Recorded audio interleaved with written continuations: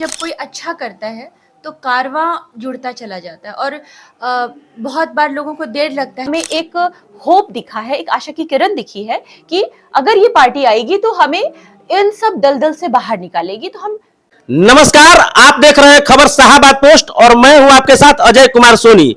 अभी मैं मौजूद हूं जनसुराज कार्यालय में और हमारे साथ सामने है अर्पणा मलिक जी, जो जनसुराज के पचिनों पर चल करके गांव गांव जाकर के रितेश पांडे के कंधों को मजबूत करने का काम किया।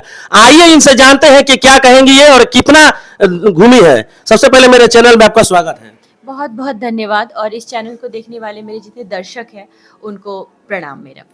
आप शुरू से रितेश पांडे के साथ जब नामांकन हुआ उसमें भी आप मौजूद थी और गांव गांव जाकर के करघर विधानसभा के गांव गांव में जाकर के पैदल चल करके आपने रितेश पांडे का सहयोग किया। क्या कहिएगा इसको लेकर के?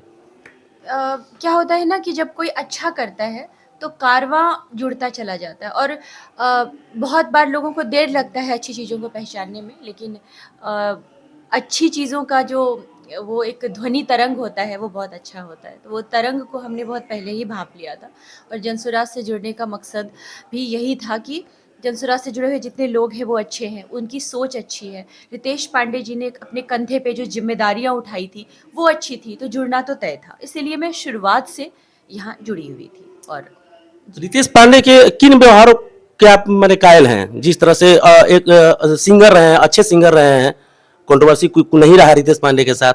करघर की बहुत बड़ी बात है हम लोगों के लिए। हार जीत होता रहेगा, वो तो अलग की चीज है चुनाव में, लेकिन किन चीजों पर आप उनको ज्यादा बिलीव करती है? सबसे मज़ेदार बात तो ये है कि अभी मेरी भोजपुरी में 29 फ़िल्में कंप्लीट हो गई। लेकिन मेरे करियर की भोजपुरी की जो करियर की पहली फ़िल्म थी, उसके मेरे को एक्टर रितेश पांडे जी थे। बड़े सहज, बड़े अच्छे, बड़े सच्चे इंसान, जैसे आपने बोला कि नो कंट्रोवर्सी, नथिंग, मेरा भी कोई कंट्रोवर्सी नहीं है, नथिंग। तो कहीं न कहीं अच्छी चीज़ों के वाइब्स मैच करते हैं। तो वहाँ पे he is a very good co-actor, very good person, good human being. तो लगा कि डेफिनेटली यहाँ पे जभी भी वो कुछ अच्छा करेंगे तो हम लोग हमेशा उस अच्छे में उनका साथ देंगे और मतलब वो हमेशा अच्छा ही करते हैं, तो ऐसा है। एक सिंगर अचानक राजनीति की दुनिया में कदम रखता है और उनके साथ में उनका साथ निभाने के लिए बहुत सारे लोग जुड़ जाते हैं, जैसे कि अवधेश मिश्रा सर, अरुण काका जी, आप और अन्य तमाम लोग जितने कारवां हैं जुड़ता। बहुत लंबी लिस्ट है, किसका किसका नाम रखा जाए, फिलहाल मौजूद है। ये जनसुराज का मेन विशेषता आपको क्या अच्छा लगा कि आपने आकर के यहाँ पर उनका मदद करी? एक पॉलिटिकल पार्टी को हमेशा अ, अन्य मुद्दों से हटके, जो मुझे लगता है, मुझे पॉलिटिक्स में कभी कोई इंटरेस्ट नहीं था। मैं हमेशा बचपन से सोचती थी कि पॉलिटिक्स में का मतलब होता है कि सबसे पहले आपको नेगेटिविटी दिमाग में आती है।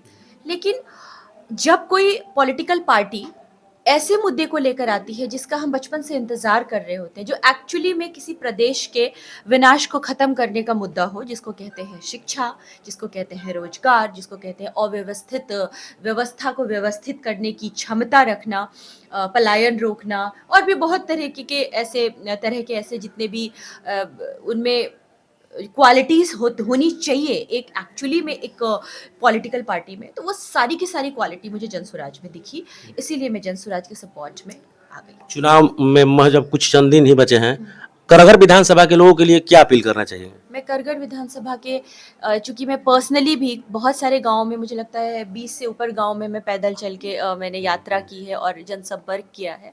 कुछ रितेश पांडे जी के साथ, कुछ अलग जाकर हमने अपने यहाँ पे महिलाओं के जितने साथ। भी महिलाओं हाँ। के साथ और जितने भी भैया और लोग थे सबके साथ। तो मैं आप लोगों से मिलकर मुझे सच में बहुत अच्छा लगा और एक परिवार की तरह फ़ील होने लगा। अभी मैं ऑफ कैमरा भी बोल रही थी कि करगहर एक क्षेत्र या गाँव ऐसा कुछ नहीं, अब ये परिवार की तरह फ़ील कराता है, क्योंकि लोगों के घर जाना, वहाँ बैठना, अभी लिट्टी खा के आ रही हूँ मैं एक चाची जी के घर से।